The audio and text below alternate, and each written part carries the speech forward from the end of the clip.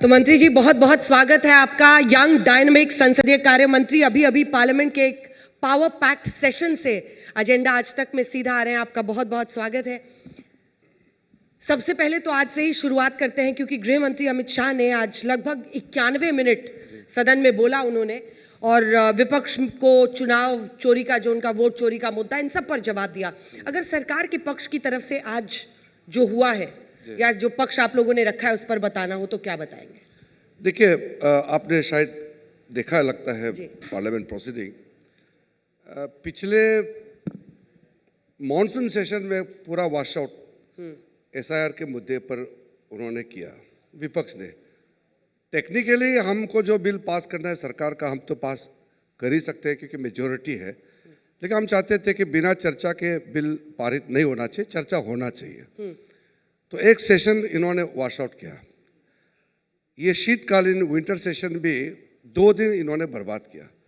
हमने कहा कि हम व्यापक चुनाव सुधार पे चर्चा के लिए तैयार है। एसआईआर टेक्निकल मैटर है, प्रशासनिक व्यवस्था है, एडमिनिस्ट्रेटिव एक्शन है, हम चर्चा नहीं कर सकते हैं। तो जब फाइनली चर्चा हुई तो होम मिनिस्टर का लगभग 65% स्पीच के बाद वो सुन नहीं पाए।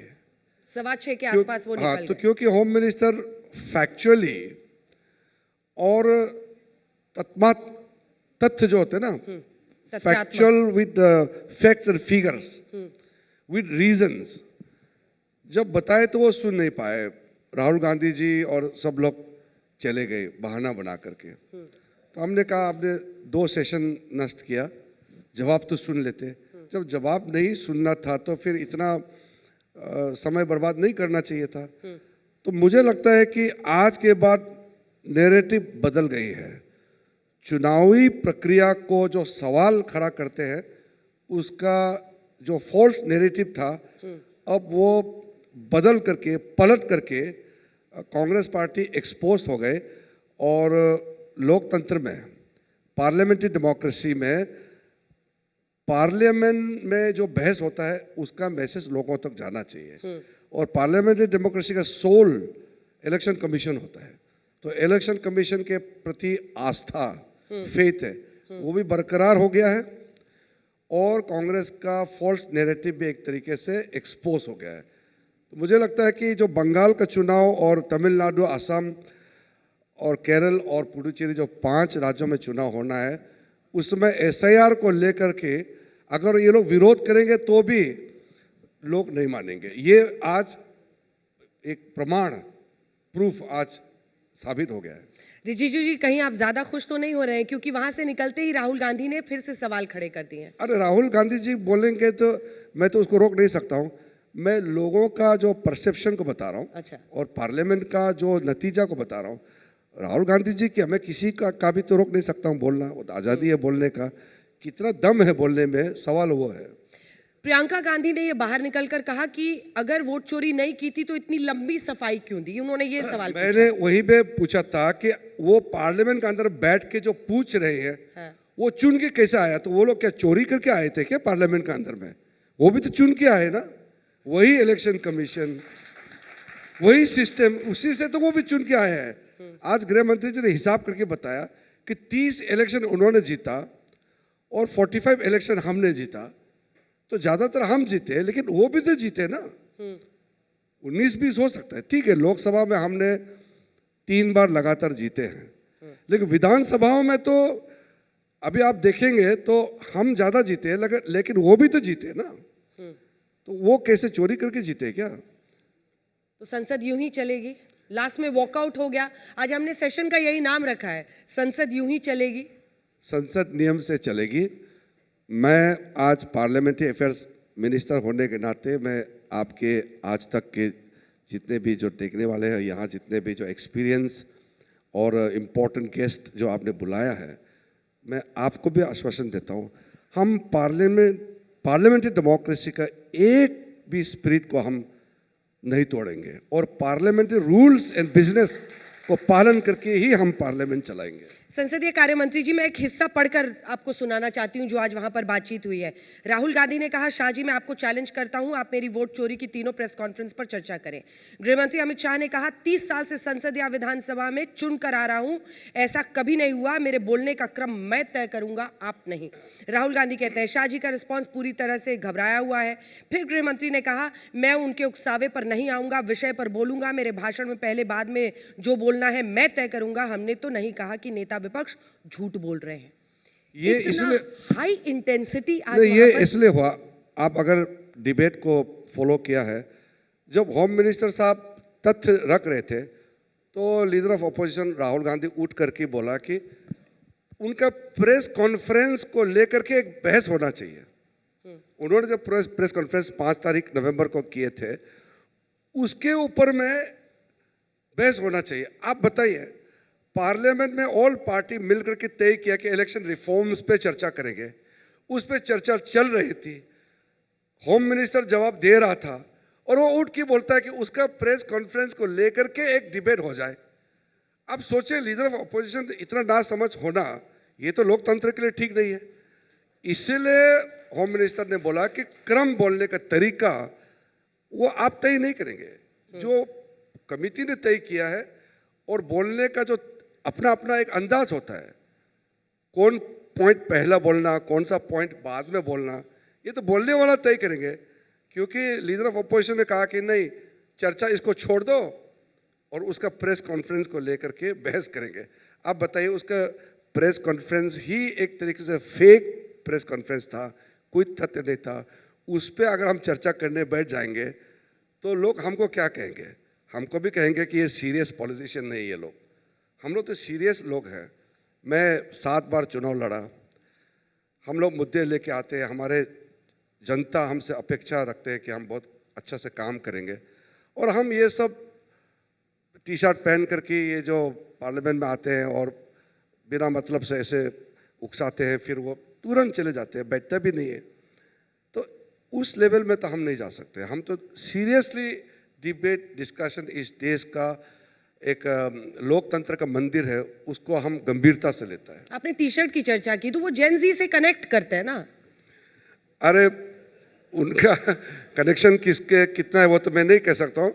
मैंने मजाक से पूछा था कि आप सर्दियों में भी टी शर्ट क्यों पहनते हैं, तो कहा कि उसको ठंडा नहीं लगता है। तो हम क्या कर सकते, चमड़ा उनका है, मैं क्या करूँ। एक वीडियो बहुत वायरल हो रहा है आपका उनके साथ बातचीत का, वो यही बातचीत थी या कुछ और बात हुई थी? ऐसे प्राइवेट मूवमेंट में तो बातचीत तो होते हैं। कौन सा आप बात कर रहे हैं? एक अभी वीडियो वायरल हो रहा है कल परसों का, वही नहीं, ये अंबेडकर जी का जन्म दिवस उसका पुण्यतिथि में जो हुआ था, वो हम लोग आ रहे थे, प्रधानमंत्री जी राष्ट्रपति जाने के बाद हम आ रहे थे, तो हम दोनों साथ में आए। तो उन्होंने मुझे कहा कि आप मेरे घर में आइए, साथ में एक्सरसाइज करेंगे। साथ में एक्सरसाइज, हाँ, व्यायाम क्योंकि करेंगे। आप पुशअप्स बहुत अच्छा करते हैं।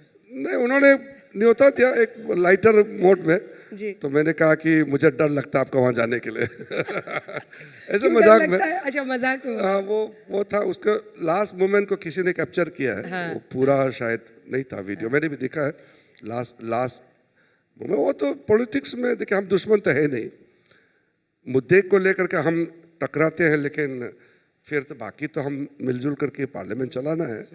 मैं तो निजी तौर पर जो मेरे खिलाफ लड़ते हैं चुनाव में, कितना मेरे खिलाफ में लड़े हैं कैंडिडेट्स, जब मेरे सामने में आते हैं तो मैं पूछता हूं कि आपका कोई काम है तो मुझे बताइए, मैं मदद करता हूं। और यही लोकतंत्र का असल स्पिरिट भी है, यही स्पिरिट है। बट एक बार फिर से पार्लियामेंट सेशन में वापस आते हैं। मतलब मेरे देश की संसद गर्म थी, और जो ये मतलब एकदम पैशनेट हम फाइट ऑफ देखते हैं टॉप लीडर्स के बीच में, ये क्या हाल के दिनों में आपको लगता है ये आक्रामकता बढ़ी है? क्योंकि मतलब सीधा चोरी, वोट चोरी, तो ऑब्वियसली जब आप काउंटर करते हैं तो उसी अग्रेशन से करते हैं। क्या आक्रामकता बढ़ गई है नेताओं के बीच? देखिए अंजना जी, आप तो सीनियर जर्नलिस्ट हैं, यहाँ पे सब सीनियर बैठे हैं। पार्लियामेंट में विट एंड ह्यूमर होते हैं। किसी भी पार्लियामेंट्री डेमोक्रेसी में आप जाइए, इवन हाउस ऑफ कॉमन्स का भी मैंने काफ़ी वीडियो देखे हैं। जो पार्लियामेंट के अंदर विट्स एंड ह्यूमर जो होते हैं, वो टोका टोकी, वो पार्लियामेंट्री सिस्टम का एक इनहेरेंट हिस्सा है। लेकिन अभी क्या होता है कि आप जब गाली वर्ड गाला गाली होते हैं ना, तो फिर वो विथ एंड ह्यूमर नहीं रहते हैं। जैसे कि आप चोर है किसी को बोल देता है, गाली देता है, उठ करके सीधा आप गाली से भाषण शुरू करते हैं और तुरंत आप चले जाएंगे, तो नहीं होगा। आपको दिन भर बैठना पड़ेगा। उस समय जब मैं नए नए चुन के आए थे पार्लियामेंट में, आपके जैसे कई सीनियर जर्नलिस्ट पार्लियामेंट्री रिपोर्टिंग से ही अपना करियर बनाया है। सुबह से रात तक पार्लियामेंट में बैठ करके रिपोर्टिंग करते हैं, क्योंकि पार्लियामेंट चलते हैं, पार्लियामेंट का डिबेट का क्वालिटी होते हैं, डिस्कशन का तर्क होते हैं, सब वहाँ से पिकअप करते हैं। अभी किताब भी निकला है पार्लियामेंट का जो गतिविधि है उसके बारे में। तो पार्लियामेंट्री डेमोक्रेसी में किसी भी देश, सिर्फ इंडिया का सवाल नहीं, किसी भी पार्लियामेंट्री डेमोक्रेसी में आप एक चीज देखने को मिलेंगे, गतिरोध। ये नहीं है। तो मैं आपके माध्यम से कहना चाहता हूं कि पार्लियामेंट में अगर हंगामा होता है तो आप उसमें चिंतित होने का आवश्यकता नहीं है। Don't be too disappointed with the ruckus being created in the parliament, क्योंकि पार्लियामेंट का अंदर हंगामा नहीं होगा तो किधर होगा। और अलग अलग आइडियोलॉजी से आते हैं हम लोग, अलग अलग पॉलिसी प्रोग्राम लेके आते हैं, तो वहाँ क्लैश होते हैं। ये बहुत नेचुरल है। देखिए, कई कॉलेज के स्टूडेंट्स, स्कूल के स्टूडेंट्स भी मुझे मिले, मुझे बोलते हैं कि सर पार्लियामेंट में इतना क्यों हंगामा होते हैं। मैंने बोला पार्लियामेंट में ही हंगामा होगा। सवाल सिर्फ ये है कि हंगामा से काम नहीं रुकना चाहिए, पार्लियामेंट बंद नहीं होना चाहिए। आप ये डिफरेंस को समझिए। पार्लियामेंट में हंगामा होगा, ये एक्सपेक्टेड है, मगर पार्लियामेंट बंद नहीं होना चाहिए। आप अपने बात से हंगामा कीजिए या आपका पॉइंट रखिए, डिस्कशन समय में आप टू में होता है, लेकिन पार्लियामेंट को ही ठप कर देना और अंदर में अब स्टिकर्स लेकर के, प्लाकार्ड लेकर के, बैनर लेकर के आएंगे, तो वो that is against the spirit of parliamentary proceeding. पर मंत्री जी, मैं वोटर हूँ, मैं भारत के किसी टियर 2 टियर 3 सीट के वोटर हूँ। मुझे चाहिए अपने इलाके में अस्पताल। मैं अपने सांसद को कहती हूँ कि भाई जाइए, ये मुद्दा उठाइए देश की संसद में, आप यहाँ पर भला कीजिए। अगर वो ही नहीं हो पा रहा है, क्वेश्चन आर ही नहीं हो पाता है, तो फिर कैसे मैनेज होगा? कि इतना तो आपको बिल्ड करना पड़ेगा ना उनके साथ कि हम किस तरह से क्वेश्चन आर करें। पार्लियामेंट शुरू होने से पहले सारे पॉलिटिकल लीडर के साथ बैठक करते हैं, और मैं सारे पॉलिटिकल लीडर से मिले हैं, स्पेशली जो सीनियर ओपोजिशन लीडर्स है उसके घर में मैं गए हैं, और मेरे घर में भी आते हैं। हाँ। कभी कभी क्या है कि मैं कुछ चीज़ तो बाहर बोलना अच्छा भी नहीं है, क्योंकि उसमें कल को फिर हमको तो फिर मिलजुल के काम करना है। थोड़ा सा तो बता सकते नहीं, कुछ एग्रीमेंट होते हैं लेकिन वो सदन में आकर के टूट जाते हैं। और कुछ घटनाएं ऐसे हुए हैं पिछले समय में भी, बहुत अनपैलेटेबल, मतलब जो सही नहीं, ऐसा नहीं होना चाहिए। हम लोग एग्रीमेंट करते हैं और हम कहते हैं कि ठीक है, आप ये सवाल उठाइए, सरकार के ये बिल आएंगे, आप अपना बिल, अपना पॉइंट्स, अपना जो भी है आप उठाइए। लेकिन कहाँ से डायरेक्शन आता है, क्या होता है, फिर गतिरोध हो जाता है। तो जो आपने बोला फर्स्ट टाइम एमपीज, जो छोटे छोटे पार्टी का MPs, they are the biggest casualties. जो कोई पार्टी है उसका एक ही एमपी होते हैं, अगर वो नहीं बोल पाएंगे तो उसका पार्टी का तो कोई और है ही नहीं। सबसे बड़ी कैजुअलिटी तो सर जनता है। वही तो मैं कह रहा हूँ, जनता के माध्यम से। अब देखिए संविधान में क्या लिखा है, हम वी द पीपल, हम अपने आप को चलाते हैं, अपने आप को हमने संविधान दिया। We rule our self through elected representatives. तो आपके प्रतिनिधि के माध्यम से आप पार्लियामेंट चलता है, सरकार चलती है। तो मेरा ये कहना है कि सबसे बड़ा कैजुअलिटी फर्स्ट टाइम एमपीज और जो छोटे पार्टी के एमपीज, वो सबसे बड़ा नुकसान होता है। क्योंकि दिन भर पार्लियामेंट अगर बंद हो गया, वो कहाँ उठाएंगे अपने बात। पार्लियामेंट में कोई भी मुद्दा उठाता है तो उसका जवाब देना ये बाध्य है, कंपलसरी है, सरकार को जवाब देना ही है। किसी भी एमपी ने सवाल उठाया तो जवाब देना ही है। तो पार्लियामेंट में अगर सवाल नहीं उठाएंगे तो सरकार मतलब मैं आपको बता रहा हूँ ये बात, मैं इसमें हिचकना नहीं चाहता हूँ। जब पार्लियामेंट नहीं चलती है तो अधिकारी आराम होता है, क्योंकि ऑफिसर लोग आराम हो जाते हैं। पार्लियामेंट क्वेश्चन में तो रात भर ऑफिसर पूरा फाइल खोल खोल के सारा तैयार करना पड़ता है, जवाब देना है हर एक चीज का। वो भी मंत्री को भी जो क्वेश्चन आर का रहता मंत्री तो है ही, सबको काम करना पड़ता पूरा है, मिनिस्ट्री सिस्टम चलता हलचल मच जाता है। ये तो नुकसान किसका पर है? इसीलिए तो आपको चुना। ये कहा गया कि आप सबको लेकर चल सकते हैं, आप कंसेंसस बना सकते हैं विदेशी जो विपक्षी नेता हैं उनके साथ। मैं जैसे Consensus कौन कहा, बनाएगा? मैं चाय के लिए भी बुलाता हूँ अपोजिशन लीडर्स को। अपोजिशन के कई लीडर्स को मैं पर्सनली फ़ोन करता हूँ, घर में बुलाता हूँ, मैं भी जाता हूँ, मुझे भी चाय पिलाते हैं। कई अपोजिशन लीडर मुझे खाने में भी बुलाते हैं। ये तो हो गया एक आउटसाइड द हाउस आउटरीच। हाँ। और ऐसे पार्लियामेंट्री अफेयर्स मिनिस्टर मेरा ड्यूटी है। दुनिया का सबसे बड़ा लोकतंत्र, इस पार्लियामेंट को चलाना आसान भी नहीं है। आप सोचिए, जब यूके का एमपीस लोग आते हैं तो मेरा बात सुन के वो दंग रह जाते हैं। वहाँ एक एमपी का वोटर कितना होते हैं? 65,000 70,000 में एक एमपी होते हैं। हमारा यहाँ 30 लाख में एक एमपी होते हैं। इतना बड़ा देश, इतना बड़ा समस्याएं, तो यहाँ गंभीरता भी बहुत ज़्यादा है, पॉपुलेशन भी ज़्यादा है, देश भी बड़ा है, तो दिल भी तो बड़ा होना चाहिए। तो हम लोग इसलिए दिल बड़ा हो किसका गया, दिल बड़ा होना चाहिए? सबका। सरकार का तो दिल बड़ा ही है, अपोजिशन का दिल छोटा है, इसलिए छोटे छोटे बातों में वो वॉकआउट करते हैं। सबसे चैलेंजिंग लीडर कौन लगता है आपको विपक्ष की तरफ से? सबसे मुश्किल जिसको संभालना है?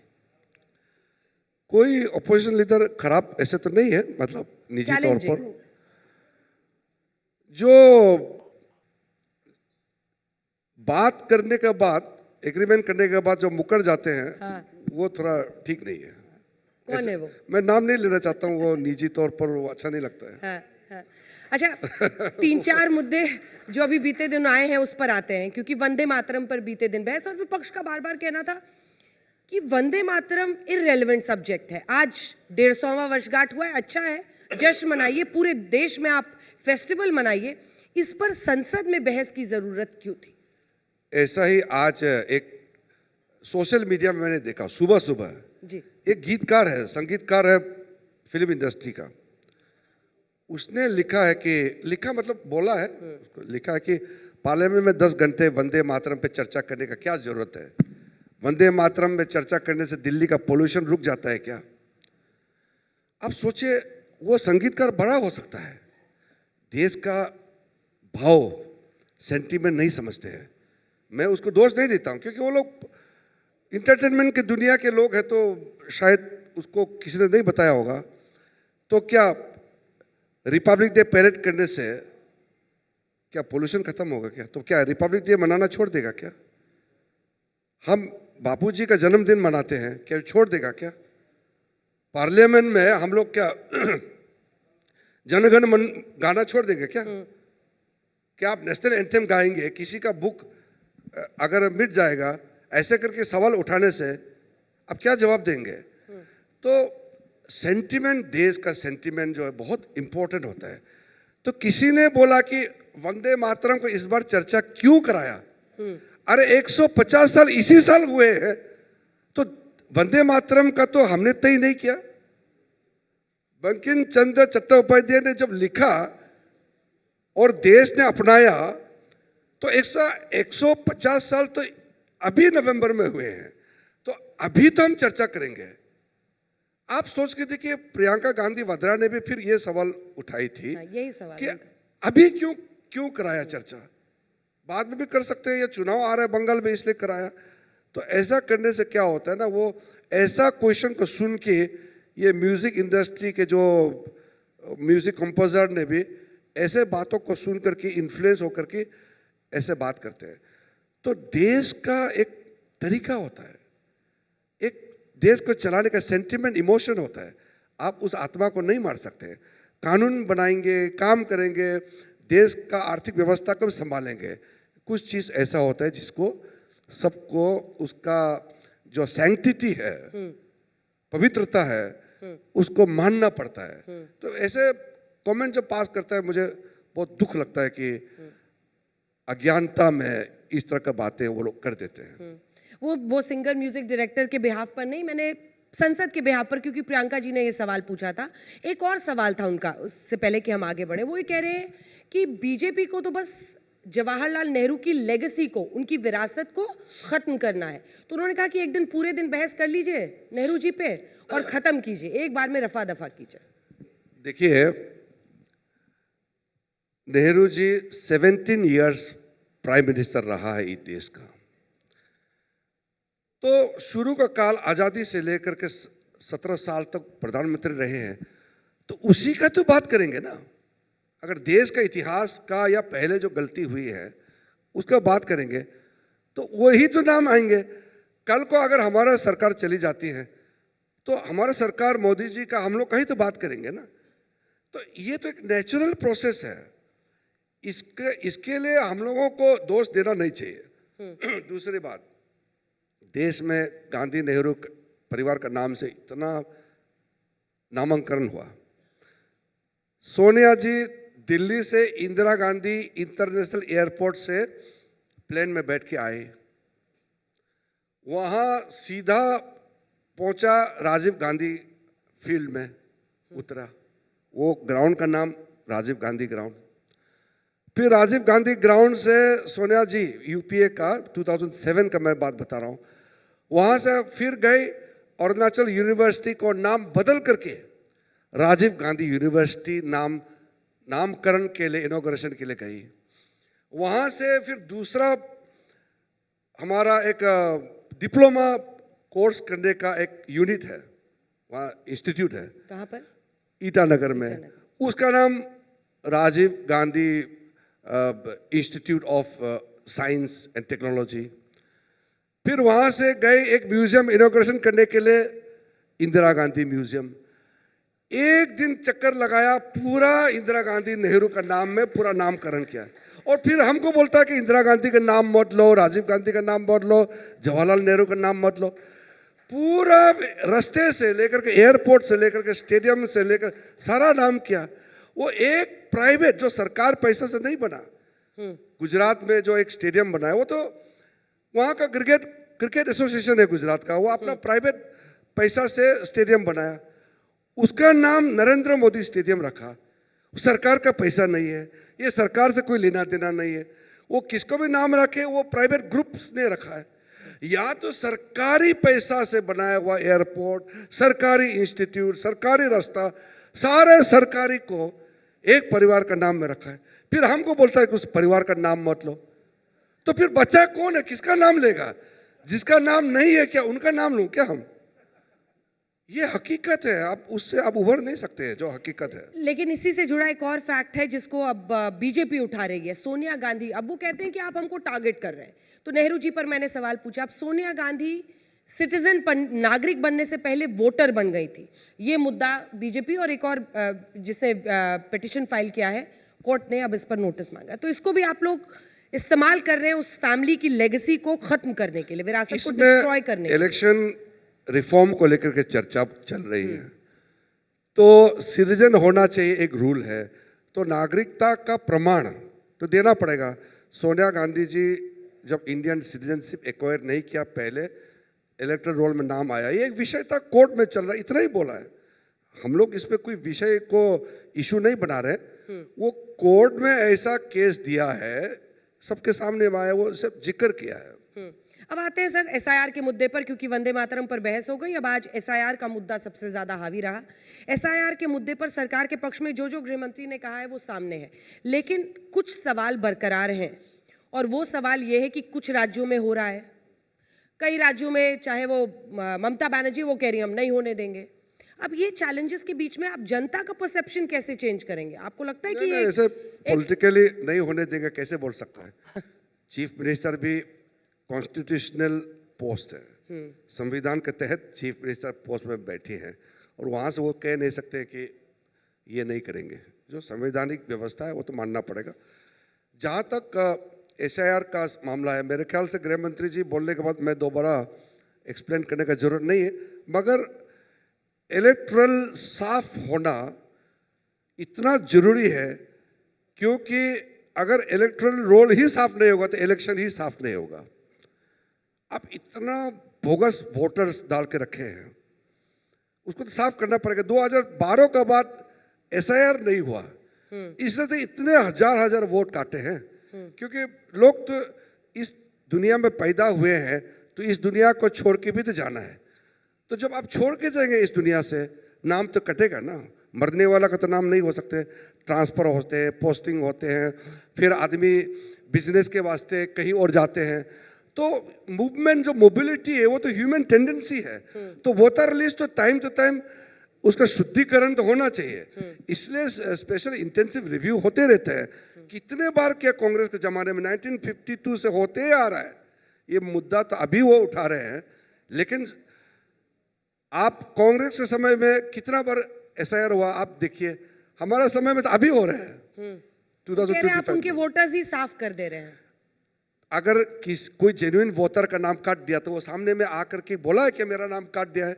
कोई तो नहीं बोला। इसका मतलब जितना काटा है अच्छा काटा है, वो आदमी है ही नहीं, इसलिए तो कंप्लेन नहीं आया। वो कह रहे हैं बस बीजेपी को कोई शिकायत नहीं है चुनाव अरे आयोग अंजलि, से। मैं फिर से उसको एक सरल भाषा में बता रहा हूँ।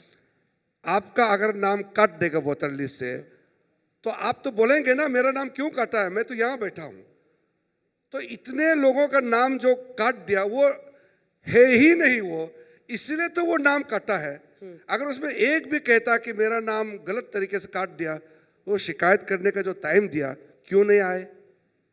क्लेम्स एंड ऑब्जेक्शंस का एक टाइम होता है। इसका मतलब जनता खुश है, सिर्फ कांग्रेस ही दुखी है। लेकिन वो कह रहे हैं अखिलेश यादव की ये जो आप करा रहे हैं एसआईआर, उन्होंने फॉर्म भर दिया वैसे अखिलेश यादव ने, लेकिन वो ये कह रहे हैं कि ये तो आप एनआरसी करा रहे हैं बैकडोर से। आप डिटेंशन सेंटर्स बना रहे हैं योगी आदित्यनाथ उत्तर प्रदेश में। आपकी नीयत में कुछ और है। डिटेंशन सेंटर का तो एक ये एडमिनिस्ट्रेटिव एक्शन है, तो मैं कुछ नहीं कहूँगा। लेकिन अखिलेश जी और ममता बनर्जी और जो डीएमके, उनको भी मैं कहना चाहता हूँ, कांग्रेस के झांसे में ज़्यादा मत आइए, नहीं तो तेजस्वी यादव का हाल हो जाएगा। कांग्रेस लेके डुबा देगा सबको। क्यों? आप देखिए, राहुल गांधी जी का तो सीट पक्का है। वो तो कांग्रेस का प्रेसिडेंट हो ना हो, वही बॉस रहेगा। वही बॉस है। किसी ना किसी स्टेट में उसका बड़ा ऑल इंडिया पार्टी है, तो कहीं ना कहीं उसका एक दो सरकार तो रहता ही है। कर्नाटक, हिमाचल। हाँ, वही कह रहा हूँ। अब ये रीजनल पार्टी है, एक सरकार चली जाएगी तो फिर उसका तो कुछ बचता नहीं है ना। इसीलिए राहुल गांधी जी के साथ ज़्यादा गुलमेल करने से वो लोग बड़ा फ्यूचर में पछताएगा। आपको अखिलेश जी और ममता जी की चिंता हो रही है? चिंता मैं नहीं, वो खुद अपना चिंता करेंगे। मैं तो जो आपने पूछा इसलिए मैं जवाब दे रहा हूँ कि उनका ये हाल होगा। संसदीय कार्य मंत्री जी, मेरा अगला प्रश्न इस बात को लेकर है कि लगातार विपक्ष एक मुद्दे पर जो सरकार को घेर रहा है, वो कह रहे हैं कि आप तमाम संस्थाओं पर सत्ता का और आरएसएस का, सरकार का, बीजेपी का और आरएसएस का कब्जा हो रहा है। अब इस इशू पर वो हर इंस्टीट्यूशन में कह रहे हैं कि चाहे यूनिवर्सिटीज़ हो, कॉलेजेस हो, वहाँ पर आरएसएस का पेनिट्रेशन हो गया, आरएसएस की सोच वाले लोग ही आगे बढ़ते हैं। ऐसा ही वो तमाम अन्य क्षेत्रों में कह रहे हैं। इस पर आपका क्या जवाब? नहीं, वो राहुल गांधी जी ने कल शुरुआत में ही ये बात बोल के अपना भाषण शुरू किया। आज होम मिनिस्टर ने बहुत अच्छा जवाब दिया। मैं शॉर्ट में बोलना चाहता हूँ। जब मैं यूनिवर्सिटी में पढ़ रहे थे तो अखिल भारतीय विद्यार्थी परिषद वाले से मेरा संपर्क में आया और मिलने लगा। तो हम भी सुना कि आरएसएस के बारे में अनप शनप बात करते हैं। हमारा नॉर्थ ईस्ट में तो सिर्फ कांग्रेस का ही राज था उस जमाने में। हम लोग तो बाय बर्थ ओपोजिशन पैदा हुए हैं। मैं तो पहली बार सरकार 2014 में आए, तो हम लोग तो ओपोजिशन, पूरा जिंदगी ओपोजिशन में थे। तो आरएसएस क्या है सब पूछने लगा। मैं खुद भी जिज्ञासा था। नहीं, आरएसएस के बारे में इतना क्रिटिसाइज कर रहा है कांग्रेस पार्टी, मुझे देखना चाहिए आरएसएस क्या है। तो मैं जब आरएसएस कैंप में गया, आरएसएस का अलग अलग कैंप होता है, कोई लंबा कैंप होता है, यहाँ में भी और गुवाहाटी में भी, ईटानगर में भी। क्योंकि मैं तो हिंदू नहीं हूँ और हमारा वहाँ ये कहा कि आरएसएस, बीजेपी ये हिंदूवादी है, ये काउ बेल्ट पार्टी है, ऐसे करके वो लोग हम लोग का जगह में फैलाते थे। बीजेपी ऑफिस खोल के रखता था, तो बीजेपी ऑफिस में जाने के लिए लोग डरते थे। चुनाव के सामने समय में तो, इलेक्शन टाइम में तो कोई सामने भी नहीं जाते हैं। क्यों? क्योंकि बीजेपी ऑफिस के सामने में मत जाओ कि टिकट पकड़वा देंगे। मतलब बीजेपी का टिकट लड़ने से, बीजेपी टिकट से लड़ने से जमानत भी जब्त हो जाता, ये हाल था। तो हमने आरएसएस का जब ऑफिस में गया और ट्रेनिंग कैंप वगैरह जब देखा, क्या बात सुना है और क्या हमने देखा है। क्या देखा? आरएसएस से बढ़ के देश के लिए, राष्ट्र के लिए समर्पित संस्था और संगठन मैंने कभी नहीं देखा। किसी भी राष्ट्र में नहीं होगा, सिर्फ ये हिंदुस्तान ही नहीं, इतना मतलब लाइफ दे देता है ये लोग देश के लिए। और उससे प्रेरणा लेकर के हमने कई और मीटिंग अटेंड किया आरएसएस का। तब मेरा दिल में इतना दुख लगा, देश के लिए इतना काम करने वालों को क्या गलत बात बोल करके बदनाम कर रहे हैं। मैं तो ये फील करता हूँ कि हर बड़ा अच्छा इंस्टीट्यूशन में आरएसएस के लोग होना चाहिए, बहुत जरूरी है। क्योंकि इतना देशभक्त का जो भाव मैंने देखा है, सीखा है, कहीं और से मिल नहीं सकता है। प्राइम मिनिस्टर खुद ही आरएसएस से निकला है, हमारा देश का प्राइम मिनिस्टर है। संस्था का क्या बात करते हैं। डेमोक्रेसी में सबसे इम्पोर्टेंट पोस्ट, पार्लियामेंट्री डेमोक्रेसी में प्राइम मिनिस्टर का पद होता है, और प्राइम मिनिस्टर ही आरएसएस स्कूल से निकले हैं। तो बाकी संस्था क्या है बताइए। तो ये तो पूर्वोत्तर के राज्यों में भी क्या आप सोच बदली है संघ को पूरा- लेकर या बीजेपी को लेकर? अब तो ट्राइबल में भी, जैसे कि मैं तो हिंदू नहीं हूँ, लेकिन मैंने देखा है कि आरएसएस से बढ़कर के कोई संगठन और नहीं है सोशल ऑर्गेनाइजेशन के हिसाब से। और भारतीय जनता पार्टी से बढ़कर के देश के लिए सोचने वाला कोई और पार्टी नहीं है। तो ये सोच के चला, पहले तो मैं एमपी तो जीतते थे, हमारा सारा एमएलए हार जाते थे। एक ही दिन में चुनाव, एक दिन में यहाँ बीजेपी, यहाँ एमपी, यहाँ एमएलए वोट देते थे। सारा एमएलए कांग्रेस के जीतते थे, तो मैं एमपी बीजेपी से चुन के आते थे। अब तो एमएलए भी सब बीजेपी जीतने लगे हैं। तो इसका बदलाव तो आया ना, बहुत चेंज हुआ। हाँ। अब कुल मिलाकर बड़ी तस्वीर पर आते हैं, क्योंकि हम इंटरव्यू के अगले हिस्से और आखिरी हिस्से में पहुंच रहे हैं। सवाल आज ये है कि ये देश कहाँ पर खड़ा है, और ऐसे में जब हम देखते हैं कि एक के बाद एक चुनाव आप जीत रहे हैं, वोटर के मन में शंका ना रहे। देखिए, पार्लियामेंट का क्या पर्पस है कि अगर उस पर एक डिबेट हो तो वोटर के मन में शंका ना हो। क्या वो शंका दूर करने में देश की संसद कामयाब रही है? और इसी प्रश्न का दूसरा हिस्सा है कि आपने अनेकों मंत्रालय संभाले हैं, मतलब माइनॉरिटी अफेयर्स, आपने कानून मंत्री के तौर पर हमने आपके अनेकों इंटरव्यूज किए हैं, अनेकों मंत्रालय संभाले हैं। इस संसदीय कार्य मंत्री, संसद चलाना सबसे मुश्किल है क्या? हाँ, मुश्किल तो इसलिए कि आप दूसरे को संभालना पड़ता है, ओपोजिशन को भी संभालना है। और ऐसा नहीं है अपने पार्टी में आसान है संभालना। अपने जो हर एक एमपी का अपना अपना स्वभाव होते हैं। हर एक एमपी का एक कंप्लेन होते हैं कि मुझे बोलने नहीं चांस नहीं मिलता है, मुझे यहाँ नहीं बिठाते हैं, कमेटी में नहीं डालता है, विदेश दौरे पे नहीं भेजते हैं, इस कमेटी में उस कमेटी में। तो ये तो रोज का है, रोज।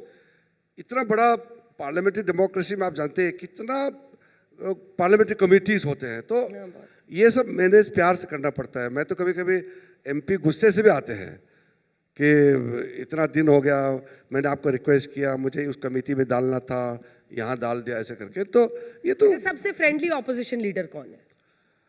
मेरे ख्याल से जो निजी तौर पर जो मुझे मिलते हैं ना, सभी ठीक है। सब ठीक है, सब ठीक है। मुझे पता है कि आप संसदीय कार्य मंत्री के तौर पर बहुत डिप्लोमेटिकली आज बात करेंगे। मैं किसी तरफ से सवाल नहीं, मैं सही बात बताता हूँ। जैसे कानून मंत्री थे, टेक्निकल थे, तो उसमें कुछ भी बोलने के लिए बहुत सोच समझ करके बोलना पड़ता है, क्योंकि आप जुडिशरी को भी डील कर रहे हैं और बाकी कई सेंसिटिव मुद्दे को डील करते हैं। फिर मैं जब स्पोर्ट्स मिनिस्टर था तो एक्टिविटीज से बड़ा मेरा पूरा कार्यक्रम होते थे। मिस करते हैं स्पोर्ट्स मिनिस्टर, हर प्लेयर से आपका रैपो बन गया था। हाँ, अभी भी आते हैं, मिलने के लिए आते हैं। अभी तो मेरे पास टाइम नहीं है, फिर भी कभी समय मिले तो मैं मिल लेता हूँ। लेकिन जैसे कि मैंने जो एंजॉय किया, मैं आपके नज़र में नहीं आते हैं, जैसे कि आयुष मिनिस्ट्री भी मैंने संभाला है। अर्थ साइंस मंत्री रहते समय आर्कटिक सर्कल में गए, हमारा जो आर्कटिक पोल में जो रिसर्च सेंटर है वहाँ गए। क्या एक्सपीरियंस था लाइफ का, और साइंटिस्ट लोगों से डील करना अलग एक आपका एक्सपीरियंस है। फिर मैं गृह मंत्रालय में 5 साल रहा, शुरू में पहला टर्म में। तो होम मिनिस्ट्री में रहते समय फिर काफ़ी अलग तरीके से हमने काम को देखा, सीखा, और देश के लिए कोई बीओपी देश में नहीं है जहाँ मैं नहीं गया हूँ। 5 साल रहे होम मिनिस्ट्री में। हर मिनिस्ट्री का अपना अपना तरीके होते हैं, लेकिन पार्लियामेंट्री अफेयर्स मिनिस्ट्री जो है वो सबसे अलग है। जैसे मेरे पास अभी माइनॉरिटी अफेयर्स मिनिस्ट्री भी है, तो मैं सारे समुदाय जो 6 माइनॉरिटी कम्युनिटी से रोज़ डील करता हूँ। जब हमने वक्फ कानून बदलने के लिए लेके आए थे, तब भी मैंने हजारों मुस्लिम कम्युनिटी के लोगों से मिले हैं, और मेरे बात सुनने के बाद कई मुस्लिम लीडर्स सॉफ्ट हो गए हैं। भड़का के रखा था, काफ़ी ठंडा किया है। वक्फ कानून के बाद ये जो रजिस्ट्रेशन की शुरू हो गया अभी, उसमें कहाँ पहुंचे हैं? क्या अरे प्रोग्रेस है? क्या अपडेट ये बहुत इंपॉर्टेंट सवाल पूछा, कहीं छूट ना जाए। जब वक्फ कानून पास किया, मैंने सबको बताया कि हम एक पोर्टल, उम्मीद पोर्टल लॉन्च कर रहे हैं। देश में 9 लाख से ज़्यादा वक्फ प्रॉपर्टी, आप सोचिए 9 लाख से ज़्यादा वक्फ प्रॉपर्टी परमानेंट अल्लाह के नाम में डेडिकेट कर दिया। हमने कहा कि ट्रांसपेरेंसी हमको चाहिए, आप रजिस्ट्रेशन करो। पूरे जो अपोजिशन पार्टीज और कई जो रिलीजियस लीडर है, मुसलमानों में कई लोग हैं, पूरा झूठ फैलाया और कहा कि कोई रजिस्ट्रेशन मत करो।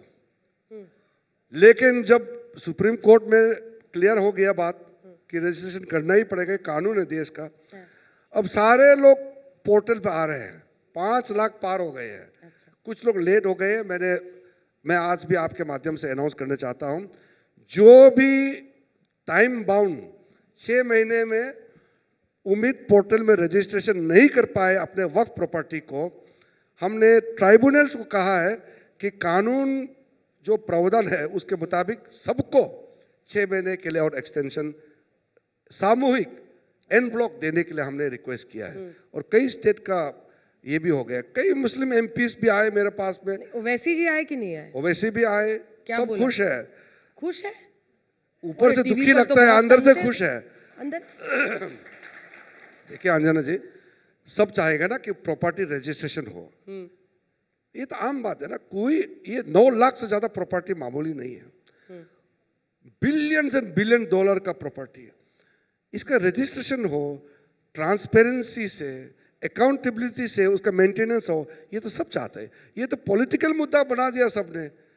मैंने उस समय भी कहा कि गरीब मुसलमानों के लिए, यतीमों के लिए, बच्चों के लिए, अनाथ बच्चों के लिए, विधवा, इन लोगों के लिए हम स्कूल, उनके लिए हम दवाई खाना, उनके लिए स्किलिंग ट्रेनिंग सेंटर, आप ओल्ड एज सेंटर, ये सब कई चीज़ हम खोलना चाहते हैं। हम लोग तैयार है। अभी स्टेट गवर्नमेंट से बात कर रहे हैं, वक्फ बोर्ड के लोगों से भी हम बात कर रहे हैं।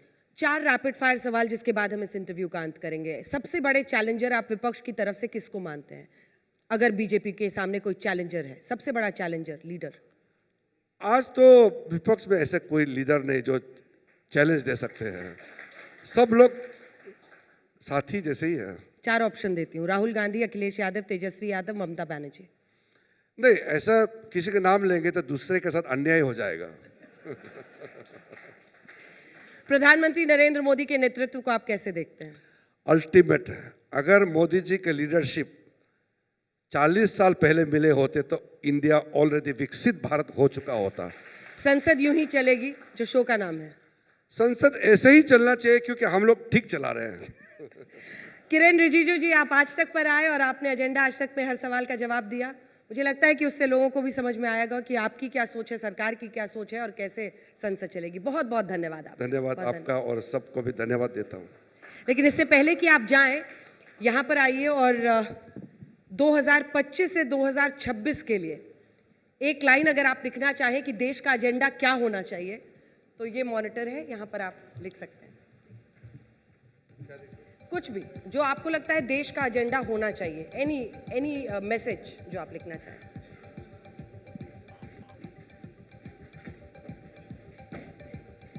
अंग्रेजी में